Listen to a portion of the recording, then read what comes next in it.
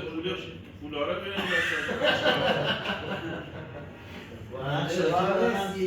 مهندس یه وام برام جفت داد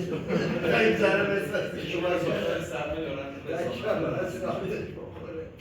مهندس مستعد دفعه میکنید آره با این سندش رو اوکی کنید اونم میگیم بیان برای اینا شما فردا بفرستین تا درستش کنه اولین گامش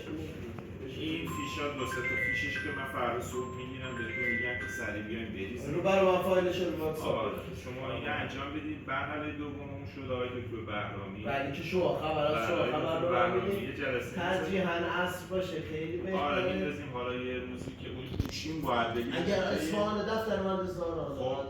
نه تهران میاد میگه بازم اصفهان راحت تریشان شهر هر جا که گذاشتیم میمونیم ببینیم کجا میاد میمونه بعد آقای یا فضیله یا آقای دکتر گیاهچین این دوتا با هماهنگ بشن یه هماهنگی اینا داریم یه هماهنگی همه با اینا داریم سه تاشون هم باشن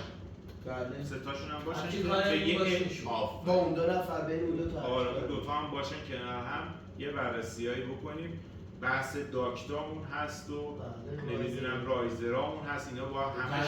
تحصیلاتمون شما دیده بشه اینا خودم به عنوان مثلا معمار آقای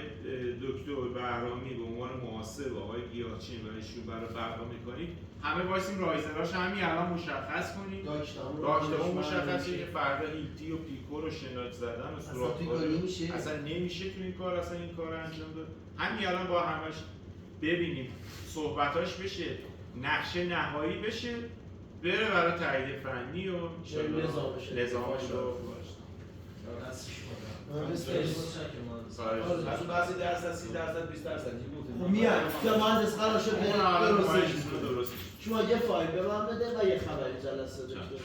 سپاس. آقا دست